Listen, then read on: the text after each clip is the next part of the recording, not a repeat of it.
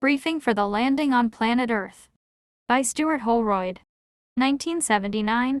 Chapter 1. Preposterous Positions. How this bizarre story is going to end is, at the time of writing, anybody's guess. But let me go back to how it began, at least for me. On a visit to the United States in January 1975, I was staying with a friend in Rockland County, some 30 miles upriver from New York, and happened to mention that a friend in London had given me the phone number of Sir John Whitmore, who was living somewhere in New York State, at a place called Ossining. "That's just across the river," my friend said, so we called up Sir John and arranged to go over to Ossining for lunch the following Sunday. In the spring of 1974, Whitmore and others had organized in London a symposium and series of public lectures on the frontiers of science and medicine, which I had attended in order to write some article on the proceedings. I had met John, in future references I'll drop the honorific, as he has chosen to do, several times in the course of the May lectures and subsequently on one or two occasions, but at the time I knew little of his background or work. We were not close acquaintances, but since we were, as I thought, fortuitously in the same area, it seemed natural to pay him a social visit. Ossining. The name rang a bell, but I couldn't recall in what connection. I kept scanning my memory banks for the connection on and off all through the Saturday, but it continued to elude me. I didn't worry too much at it, though, particularly as the Saturday drew on, for my host, Richard Connolly, and I spent the afternoon and early evening at the High Tor Vineyards as guests of the viticultor, Father Tom Hayes, who plied us with his excellent High Tor wines, which we contentedly discussed, drank and compared for hours, sitting cozily round a log fire, while outside snow lay thick on the hillsides. Which may seem a digression, but when you're into something as weird as I am at the present time, it can be helpful to establish your credentials as a fellow with a taste for normal, earthy and rational pursuits, such as drinking and talking about wine. The combination of jet lag and Tom Hayes' High Tor Reds ensured me a good night's sleep on the Saturday. So on Sunday we arrived in good time for lunch at Ossining. When I saw the mailbox outside the house we had been directed to bore the name Paharich, the connection that had eluded me came back in a flash. This was the home of Andrea Paharich, the maverick scientist who had brought Uri Geller to America and whose book Uri, which I had read some months before, recounted some very queer goings-on at Ossining, such as materializations and disappearance-reappearance events, as well as telling a very tall story about communications with extraterrestrial intelligences and sightings of UFOs. I had met Paharich briefly in London at the May lectures, where he had given a literally incredible talk in which he solemnly declared that he and Geller had been contacted by extraterrestrial beings to bear witness to their existence and their powers, and to prepare mankind for a meeting with these beings at some unspecified future date when they would make mass landings on Earth. Subsequently I had done some homework on Paharich in order to write my article, and also because my interest in the man was aroused, and found that he had done some very original and impressive parapsychological research work on correlations between environmental electromagnetic field forces and processes of paranormal cognition, had scientifically investigated some of the outstanding psychics of recent years, such as Eileen Garrett, Peter Hurkos and the Brazilian miracle healer, Arrigo, and had invented an electrical device for applying radio waves of controlled frequencies directly to the skin, which could be used for alleviating deafness, accelerating healing of bone fractures and controlling blood clotting. The man was clearly a highly original, gifted and versatile scientist and, I would have thought, nobody's fool, but it was equally clear that he had made something of a fool of himself, in the eyes of the scientific community, by writing as sensationally as he did about Geller and UFOs and contact with beings from other parts of the cosmos. I had heard various opinions of him expressed, ranging from admiration to regret, a good mind gone off at a tangent, and derision, a classic case of omnipotence fantasy, but I didn't know what to make of the man. It would be interesting to meet him again on his home ground, though.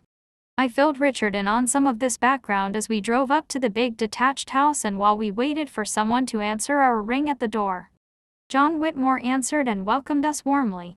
John is tall, athletic, fair-haired, about 40, wears a neat beard, talks and moves energetically, and has successfully shed his past persona of public school boy, Sandhurst subaltern, professional racing driver, country gentleman and international tycoon. His manner and dress are casual, his speech is English with some American overtones and turns of phrase, and he's outgoing and enthusiastic. Some people also think he's crazy, but that's a point on which I think we had better withhold judgment. So John took us into a big sitting room where there were some plush couches and chairs, and the atmosphere was a bit unlived in and lacking the clutter of a home, except that a solitary bottle of Vic Vapor Rub stood out conspicuously on a low table. He introduced us to a pretty, oriental-looking young woman named Melanie, whose manner was almost overwhelmingly effusive, intimate and caring right from the first moment, but who for the rest of the day kept getting my name wrong and calling me Stephen. John mentioned that Melanie had worked with Andrea and Uri, and I recalled that she was frequently mentioned in Purich's Geller book. Paharich himself wasn't around. He was in bed suffering from some minor malady that we gathered Melanie thought was symptomatic of nervous exhaustion and overwork, and for which she had prescribed total rest. So he wouldn't be down, which was a pity. Though if he had been, I wonder they would have got a word in, for as soon as we had got through the initial pleasantries, John launched into what was virtually a monologue, which was to keep Richard and me pretty enthralled for the next 3 hours. The enthrallment, in fact, might have been total if we had had a bottle of high tor to pass back and forth and some definite prospect of the lunch we had been invited for. Noises suggestive of preparation for the latter event emanated from a distant part of the house, clattering of crockery, chattering of women's voices, but nobody came in to announce that lunch was served. A toddler came into the room a couple of times in the 3 hours, and a young woman, presumably the mother, appeared and whisked the child away. There were 4 women in the house, John explained, and 3 of them were psychics, who were helping with the work. They lived as a community, and he had bought a neighboring house, which he would show us in due course. The 2 houses comprised a small estate, and they were putting 2 acres of land under cultivation so that they could grow their own food. Their ultimate aim was that the community should be as self-sufficient as possible. They had even installed a generator and laid down several thousand gallons of diesel fuel. The purpose of all this was that if any crisis arose, they would be able to continue with the work they were engaged on. Richard and I were intrigued. What work could involve a renegade and prodigal English aristocrat and a maverick American scientist shutting themselves away and auctioning with 4 women? Well, John said, he was going to tell us, because although a lot of the work was still highly confidential, the time was coming when it would have to be more widely known. Even though those involved still had some doubts about the source and nature of the information they had got, they felt the time had come when they had to lay their reputations on the line and, with appropriate reticence, seek means of getting the information across to more people. Maybe I would be able to help. John had liked the fair and open-minded way I had written up the May lectures material, so at the risk of sending us away thinking him nuts, he was going to tell us. I was familiar with the general situation already, having heard Andreas talk in London and read his book on Uri. But Andrea had only told a fraction of the story. Since March 1974 they had been in constant contact with the management, i.e. the extraterrestrial intelligences, and they now had tape recordings of over 100 hours of communications with them. I recalled that in Andreas' book there was quite a lot about communications with extraterrestrials. Andrea and Uri had found that if they placed a tape recorder on a table between them and waited, sometimes the start button would be pressed down by some paranormal agency and a message would be imprinted directly on the tape. 2-way conversations had also been held in this way, some of which Andrea had transcribed verbatim in his book, but unfortunately none of these recordings were available for others to hear, for as soon as Andrea had transcribed their contents the cassettes had dematerialized. Very conveniently, Andrea's critics had mocked, but that was a point which I had wondered about. If Andrea were simply a liar, he could, with his expertise in electronics, quite easily have produced some recordings of synthetic speech to support his claim. But by claiming that these beings he was in contact with first directly imprinted speech sounds on tape then made the cassettes dematerialize, he was compounding improbabilities and certainly not speaking in a manner calculated to enhance his own credibility. I had puzzled over that without reaching any plausible explanation of Andrea's motivation other than the most absurd one that he was telling the truth. But now, it seemed, the management had become less coy and had allowed 100 hours of their communications to remain intact on tape. That really was rather interesting, because to synthesize that much speech out of electronic signals would have been no mean task. But John explained that it wasn't exactly like that. In the present case, the management had preferred to use human channels, that is, mediums in deep trance. That, I thought, was disappointing.